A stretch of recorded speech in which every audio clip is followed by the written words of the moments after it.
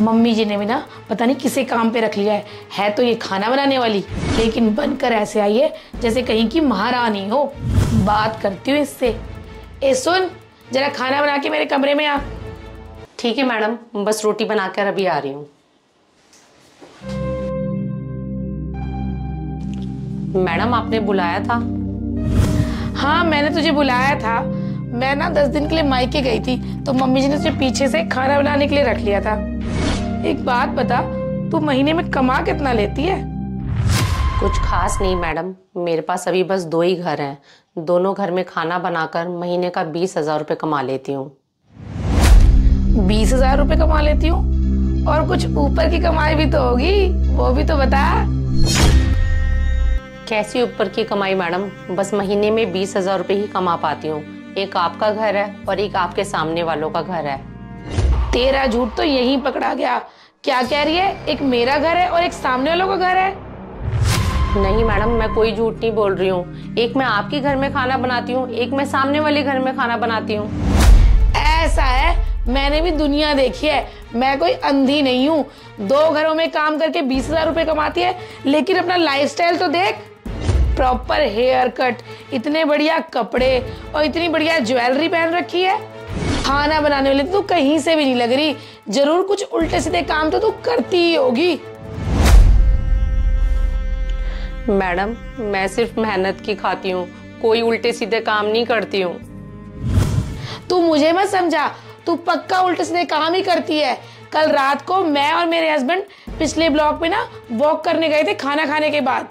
तब मैंने देखा तू 2nd फ्लोर की बालकनी में किसी आदमी के साथ अंधेरे में खड़ी थी और वो आदमी अपने मोबाइल में तुझे कुछ दिखा रहा था और तू उसे देख के बड़ी खुश हो रही थी और मुझे समझा रही है कि मैं कोई उल्टे सीधे काम नहीं करती।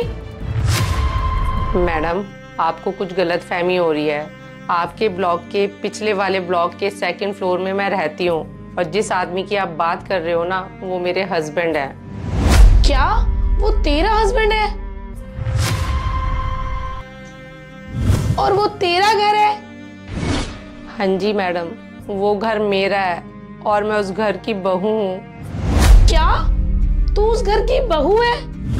तू हमारी सोसाइटी के इतने महंगे फ्लैट में रहती है, फिर घर घर जाके खाना बनाने का काम क्यों करती है?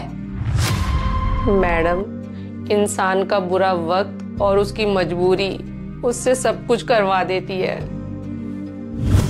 ऐसी भी क्या मजबूरी जो इतने बड़े घर की बहू घर घर जाके खाना बनाने का काम करे? मैडम पिछले 6 महीने से मेरे हस्बैंड की नौकरी नहीं है। जब उनकी नौकरी थी तो हमारे घर का खर्चा बहुत अच्छे से चलता था, तभी हमने अपने बच्चों को अच्छे स्कूल में डाल दिया था।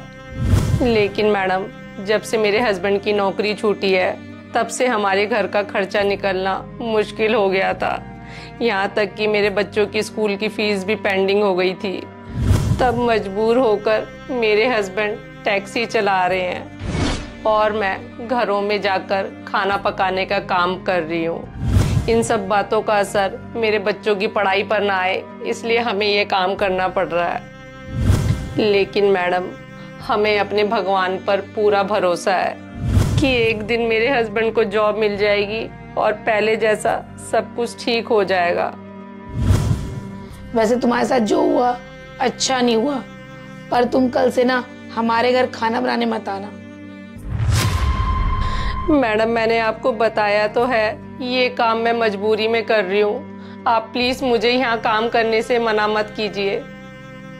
नहीं, मैंने डिसाइड कर लिया है, तुम कल से काम पर मत आना और जो भी तुम्हारा हिसाब किताब हो ना वो जाते वक्त ले जाना।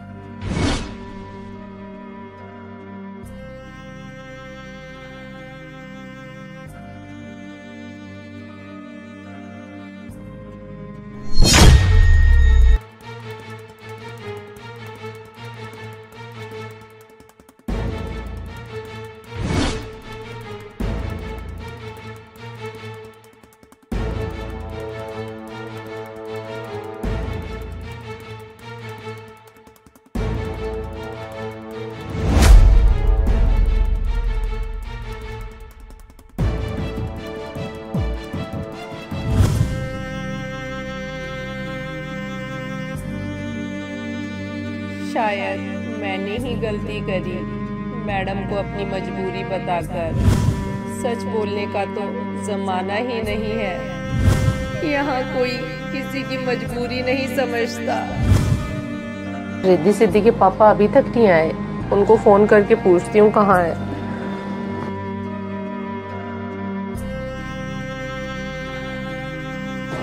ये क्या, पैसे, चिट्ठी?